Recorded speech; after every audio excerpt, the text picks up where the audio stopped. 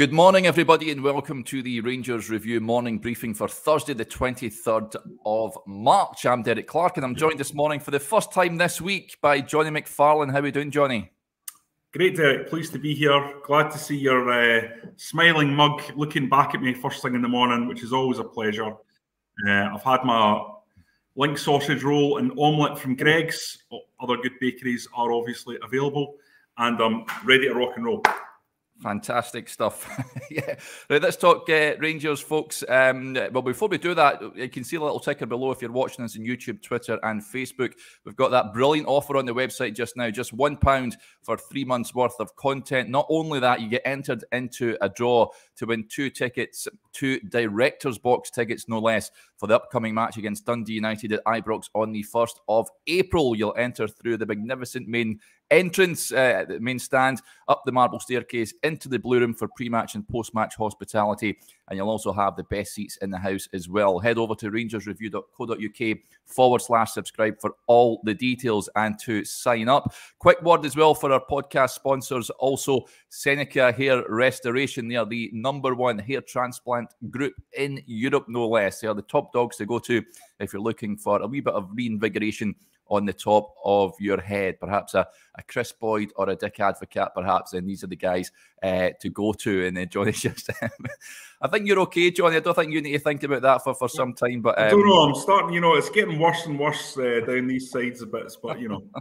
a wee bit to go. I'm getting away with it, Derek. I'm getting away with it. Yeah, you are getting away with it, Jonny. Right, let's talk Rangers. That's why people are tuning in. Great couple of pieces on the website this morning, folks. There's one from Jonny which touches on the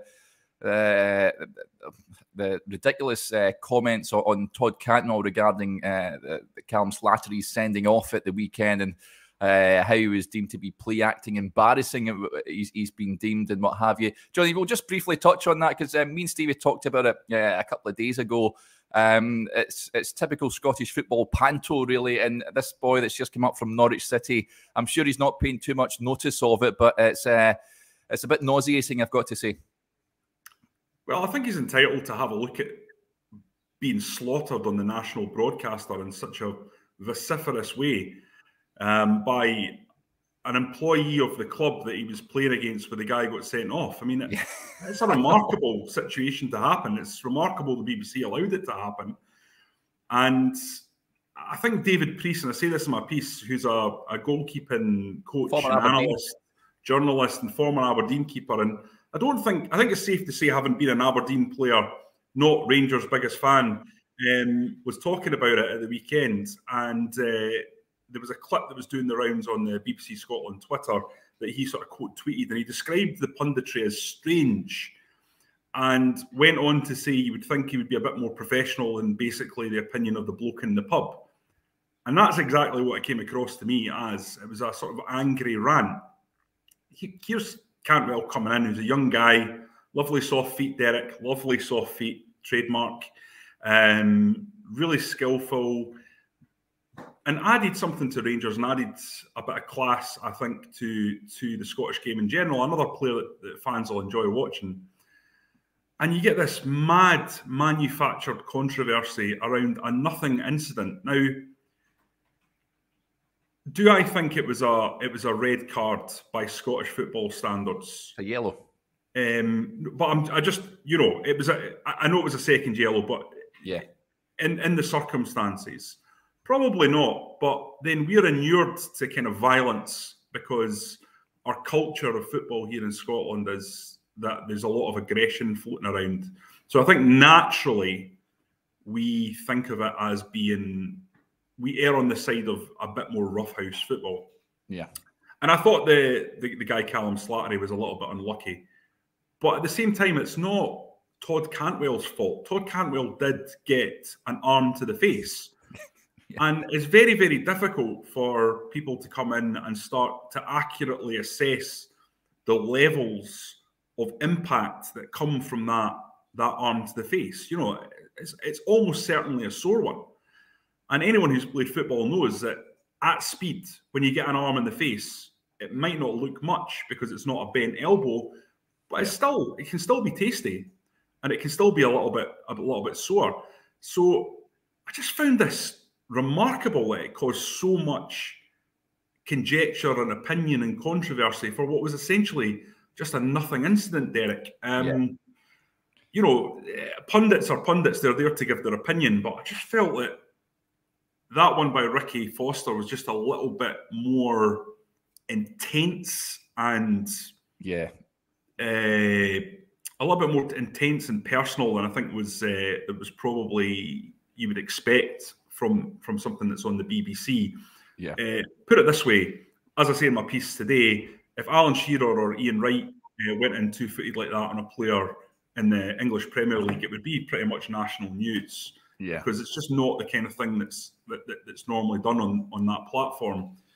And I think there's a good reason for that, as David Priest pointed out. It was go and read it, folks. It's an interesting point of view that Jonny puts across on the website this morning. Another great piece. Well, first of all, before we touch on Josh's piece, nice words here from Johnny Dunlop. He says, morning from Portadown, Northern Ireland. Great interview on the site with former Gers goalkeeper Lindsay Hamilton. Spent a season at Portadown in 1994-95. Very kind of you to say so, Johnny. Interview on there with Lindsay Hamilton. I do urge you to check it out as well. And you're totally right as well, Johnny. Well thought of over there in Northern Ireland too. There's a point, Joshua puts a brilliant piece on the website this morning on set pieces. It's something that Rangers have drastically improved upon since Michael Beale has returned to the club. There's been a dramatic upturn in the Scottish Premiership. The XG from set pieces has risen from 0.3 to 0.47, and set piece goals has risen from 0.33 to 0.64, so almost a double improvement there. Under Giovanni van Bronckhorst, the team in the 15 league matches this season, the team scored 5 set piece goals, including 1 direct free kick. And under Beale, in 14 league matches, they've scored 9 set piece goals, including 3 direct free kicks. It's clear that Harry Watling and Michael Beale are doing something right, Johnny. I think I said when Giovanni van Bronckhorst was in charge, the set pieces were absolutely dreadful. I think I asked James Tavernier about this, I think after the St Johnstone game, if they need to work on set pieces more, and they said that it didn't really think there was too much of an issue. He cited that they got a goal at McDiarmid Park through the second phase, but it's clear that more work has been spent on set pieces. But I mean, the numbers back this up as well. Well, first of all, what I'd like to say is this is exactly what the Rangers Review is all about, this piece. This is like a half-an-hour long read into everything you need to know about Rangers set pieces, all the numbers, all the data, everything that you could possibly need at your fingertips to explain the massive improvement that's taken place from Giovanni van Bronckhorst to Michael Beale. So it's behind a paywall. There's a reason for that, because it takes journalists time to come up with stuff like this. But Josh has done a marvellous job. You illustrate the stats brilliantly there, Derek. But the other thing that stood out to me from the article is the fact that Rangers are basically now only doing in-swinging corners. The only time they've done outswingers was when Borna Barisic was missing and Tavernier took the left-sided corners. But the rest of the time, corner kicks are coming in on top of the keeper. And what you're seeing because of that is you're seeing many, many more interactions in the 6-yard box off the back of those set pieces. And Joshua illustrates this with the world-leading data that we have from StatsBomb that really pinpoints for us exactly the effect of all these dead balls. Yeah. And listen, we both know, Derek, that Scottish football, for all we love to talk about the tactics, and all we love to talk about high-quality, tippy-tappy football that we both love, we know that with the weather the way it is in this country and the pitches the way they are as a result of that, and with the aggression that teams show and the way they sit in a low block, sometimes set pieces are very, very important, and they're even more important in Scotland. So to double your output, that basically tells you why we've seen such a stark difference in domestic league competition points per game under Michael Beale than there was under Giovanni van Bronckhorst. It's straightforward, it's simple, and this is a huge part of it, getting the set pieces right. And I think Joshua brilliantly illustrates in this piece exactly why there's been an improvement, how there's been an improvement, and that it will continue. I think one of the other things that was stated, Derek, and correct me if my stats aren't 100% right, in the piece, was that Rangers have gone from the 4th best team on set pieces under Gio to the best. Yeah, they're the best. Yeah, under Michael Beale. So again, marginal gains, but this is a bit more than marginal. And you can see immediately the impact that a really, really good manager and coach who absolutely understands Scottish domestic game can have. Yeah, listen, it's a huge part of the game, and Rangers have addressed it. The numbers are there for all to see. I do urge you to check the piece out, folks. I've bunged it in the description box as well. It is really fascinating, and it's clear the work that Harry Watling, in particular, and of course Michael Beale, have done to give Rangers that attacking edge. And set pieces are a big part of the game. I know I've spoken to managers down south, and there's some that don't like doing them because they just see it as being boring at times. Players say that as well. But listen, if it provides you with that percentage of improvement, then it can be very beneficial. Ross Jameson with a good point here. He says Goldson has been given more of a free role to attack balls coming into the box, with Davis sitting back a bit more. That's an interesting point from Ross. This from Alan. He says, Joshua not available today. Thought Derek said he'd be on today. Perhaps busy with a piece I asked him for. Probably is, Alan. I've got to say he is writing something up at the moment. So that is the reason why Jonny stepped in at the 11th hour as a dependable substitute to come in. Neil McLean says Beale has done a great job in getting a tune out of this old team. Set pieces, great league form, which includes coming back from behind. That's not ideal, but I'm confident we can come back. That's an interesting point from Neil, Jonny, and it's an issue that Rangers need to improve upon, isn't it? I mean, we've seen it again at the weekend. It's almost become the norm now. We should expect Rangers to fall behind, but there isn't that sense of anxiety that Rangers aren't going to come back anymore. But I'm sure ideally they'd like not to give themselves a sort of, not a mountain to climb, but make life difficult for themselves early on in these games. Yeah, I was just having a look at the goal stats under Beale so far, and I think it's nearly averaging a goal a game conceded since he came back in. So clearly, there's work to be done in the defence. Clearly, balls flashed across the face of the goal in terms of low crosses are an issue, which in turn makes Celtic games problematic. And I think set pieces in general have been an issue too. That's something that must get better. Now, I think quite clearly the manager is looking at another centre-half, and I think we can surmise that for certain games, Michael Beale wants someone who can come in who's more aerially dominant than Ben Davies. I think that's something we can all understand. Philip Helander would be an enormous help to this Rangers team right now, Derek. Oh, God, I know. A really terrific player, a really terrific defender. You know, robust, perfect for Scottish football, great in the air, no nonsense. And unfortunately, the poor guy has been absolutely ravaged by injury. That's an international player that can't turn out for the team. And it's so sad because I think everyone who's seen him play over his time at Rangers will say that Philip Helander was a bloody good centre-half and is the answer. And it's just unfortunate that, you know, he's unable to physically match up to what's required. And I think that's why Rangers will allow him to depart in the summer when his contract's up. And we'll look to get someone in who can do a similar job and is of a similar quality. Obviously, the club's been linked with Jonathan Panzo in the press last night. Yeah. I've not had a chance to check that out yet today. But the writer who did do it up, Scott Burns, has got his finger on the pulse of transfer stories and have no reason to disbelieve that one. Rangers having a look at him, a player that Michael Beale knows well from his time at Chelsea, so it ticks a lot of boxes. Whether or not he would be available at a price that would be attractive or not is another story. I'm a huge fan of Ben Davies. I know that Stevie, who's a contributor to the pod and the website, has his doubts. What I feel Rangers have lacked often against the low block is having a defender who can bring the ball out and zip it really fast into feet.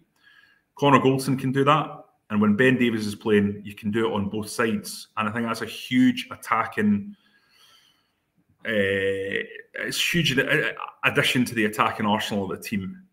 But that said, I think the numbers so far suggest that in certain games you also need a dominant aerial presence, and whether that be Panzo or another Helander-like type player, I think Rangers do need that. The centre-half positions are up for debate because I think it's quite clear that Michael Beale fancies a move to a back three. Yep. This is something that we've discussed quite a lot on the video. Josh has written articles about, and it does mean that if that's going to go ahead, you do need to go out and strengthen that back area as well. So I think the defence in general is going to be one to watch in terms of the evolution as Beale gets a hold of it and goes through a full pre-season with the lads, trying to bed in new ideas into them. And I think it's absolutely certain that a new centre-half will arrive in the summer, that's for sure. Yeah. Michael Beale has spoken on record about that and touched on John Souttar's fitness. It's something that, he's came back from a long-term injury, and touch wood, he can steer clear from injury, but I think it makes perfect sense with Helander. Looks likely to be heading out the door, that Rangers bring in some reinforcements in the back line. Just a few comments that are coming in. First of all, Colin Cooper says, Derek, the wife's off work today, lying next to me watching the Rangers review. Could you give her a wee shout out, please? Her name's Lynn. Absolutely. I hope you have a good day, Lynn. Great to have you tuning in with your husband, Colin, and thank you for your support. Hopefully you have a cracking day, you guys. Craig Hamilton says, working in the sun, listening to the show, can you whack it? Absolutely. It's unfortunately, it's not sunny down here where I am, but hopefully it pops its head out a little later on. But you're absolutely right, Craig. Nothing beats talking Rangers on a Thursday morning. Alan's point just echoes the point we were raising. Johnny says, kind of a related point. If we go three at the back, then it should offer more height for set pieces. Are you excited to see this three at the back, incidentally? And when do you expect to see it? Presumably it'd be a Goldson, Souttar and Davis back three. Do you think we may see it coming up against Dundee United, perhaps? It'll be very interesting to see when it's rolled out and how it's rolled out. It looks like to me at the moment Michael Beale wants to slowly try it out towards the end of games, maybe when games are already tied up. But he's going to have to start with it at some point, and Dundee United maybe is a good opportunity to do that. I think that's a very, very good point about offering more height from the set pieces, and will only add to what we've already discussed in terms of giving you that extra level of quality. I don't know about you, Derek. We've only seen snapshots of John Souttar so far, but it's very clear that the guy can pass the ball. Yep. And now Rangers have three centre-halves that are very, very comfortable with the ball at their feet and can spring forward, start attacks. So there's everything there to make that back three a success. One of the things that I've been supporting for quite a long time is this idea of having several formations that you can easily move in and out of to keep teams guessing.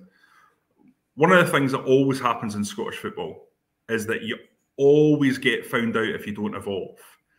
I think I've discussed it before that the Brendan Rodgers team in the first season for Celtic was, I think they were unbeaten, weren't they? And yeah. The next season they weren't as good, and in the third season it was starting to go off the rails a little bit. They still managed to get there, but it was I think that was more down to the paucity of Rangers' quality at the time as opposed to their own quality. It's because eventually in Scottish football the coaches are pretty good at finding a way to stop teams, to nullify teams. They'll get there eventually, and it'll happen to Ange Postecoglou at Celtic as well, as teams kind of get more used to different ways to stop the system. I think you saw when Celtic went to St Mirren this season, there was a real blueprint laid down by Stephen Robinson in terms of how to get at Celtic if you're a domestic side. It's one thing saying it and another thing doing it, which is why they continue to win. Rangers have become unstuck with regards to that, Derek, over the last 3 or 4 years. You know, they've had this 4-3-3 that's been pretty much a rigid structure, and I feel like having the ability to go to a back three and completely change things up is a really good option to disrupt teams where you're struggling to break them down. Try something completely different and just pose new questions. We've seen that in the past in the Scottish Premiership by moving to a different formation. It can take teams a while to get to grips with it. And I think having different shapes in your armoury allows you to cause confusion and cause disruption, and sometimes that's what Rangers need.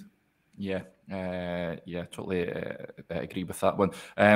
Bob says, I wouldn't experiment with a back three against Celtic. Of course, that match on the horizon, the first at Parkhead on the 8th of April. Of course, we've got the semi-final sandwiched in between the two league games. So, listen, it's going to be interesting. I think it's with that in mind, Derek, to be honest. I think the back three idea it's a little bit like, you remember when Alex McLeish came in and had a look at Celtic's 3-5-2 under Martin O'Neill and said, the answer to this is not the 4-4-2, it's a 4-3-3, because he saw teams in Europe giving Celtic a chasing at that time because they got width down the sides of the two centre-backs and the wing-backs. And I think Michael Beale's maybe looked at teams like Bodo Glimt and others who have gone up against Celtic and had a think about what they've had success with. And I think he feels like having a back three might be something that would help disrupt Ange Postecoglou's system. Yeah. Listen, I'm quite excited at seeing it. It's not necessarily a defensive. I know there's some comments that you take away an attacking element, but there's loads of teams that play with three in the back that play expansive football, especially down south. Man City have done it for a period of time. Chelsea, Inter Milan and Juventus won league titles playing a back three under Antonio Conte. Even Bolton, I follow as well, play some of the most expansive football in League One, playing a back three, and they have done for the last couple of seasons. So I don't necessarily think it's going to take away an attacking element. But yeah, it'll be interesting to see how it works. Comment come in from Colin says, so a back three, does Ridvan have in the team? Absolutely. There will be the two wing backs, I'd imagine. Just touching on Ridvan, I know he gave an interview to Rangers TV. It's the first time we've really heard him, I think. Johnny enjoyed some of the comments that he was making. He's certainly a lad that was unfortunate with that hamstring injury that he suffered, but he certainly doesn't look someone that's homesick and wants to head back to Turkey, as we've seen some reports in the past, and as Michael Beale's touched upon in recent weeks as well. He's someone that he's really excited to work with. What did you make of his performance at the weekend against Motherwell? And with Borna coming back after the birth of his son, we hope all that goes well. It gives Michael Beale a selection headache, doesn't it? Yeah, I think you need to give Ridvan another game, give him a chance. I thought it was sort of 6 out of 10 performance. He didn't do anything wrong. There was one moment right at the start of the second half where he kind of ghosted past a couple of players and then had a shot with his right foot, which you obviously wouldn't see Borna doing. I think his right foot's for standing. He'd done that at Blackpool in a pre-season game, scored, and he'd done it against Napoli and scored, and it was ruled Ryan Kent was offside through 3 yards. He's got it in his locker. That's true, but I think still generally my point stands based on many years of watching him. Ridvan is a young guy. He's just come in. His English is clearly coming along because I thought he was really clear in terms of giving that interview, and impressive that he's got himself up to that stage so quickly. You sometimes forget, Derek, the cultural adaptation that needs to go on to get used to not just another country, but another country where the natives don't really speak English, because it's from a point of view of a Turk coming into Scotland. You learn English, and it's the Queen's English, as it were, and then you come to Glasgow and everyone's speaking in this accent with a lot of slang and changes to what you would expect from the English you've learned. So it's not just as easy as kind of coming in and getting used to the language itself. There's more to it than that. There's the culture, the weather, the food, all that on top of it. It's a big ask for a young guy, and it's always going to take time to settle into a new club. So I think we'll see the best of Ridvan next season. Yeah. But he's of an age where, it's a long-term investment Rangers have made, and you'll see him settle into that more next term. One thing I would say regarding, you mentioned the Turkish media there, Derek. The Turkish media are going to have a field day with Ridvan because they're notoriously click-orientated. They'll just print anything. And I think there's basically a story a day linking Ridvan with a loan move back to one of the big Turkish clubs. I don't think that's going to change. I think you're going to constantly have one or two of these stories flashing up every week about him wanting to come home, because he's a reasonably big name. Yeah. Turkish international back there, and you know, he's not playing every week or hasn't been playing every week. But I think certainly from speaking to people at Rangers when he first came in, and now Ridvan is seen as someone who I think they're excited about. And listen, I spoke to Michael Beale about this 2-3 weeks ago, and he was absolutely, how would I describe it? He was just extremely warm in talking about what he thinks Ridvan can offer to the team, and how he can give the team a different dimension and a different option to Borna Barisic, because Ridvan's a different kind of player completely. Borna Barisic is a crosser, and he's got an absolute wand of a left foot, whereas I think Ridvan can create more from inside the pitch as well as outside. So he can go both ways. I think he's more of an all-round modern fullback than Borna, but he's not going to, I don't think, give you the quality delivery that Borna does.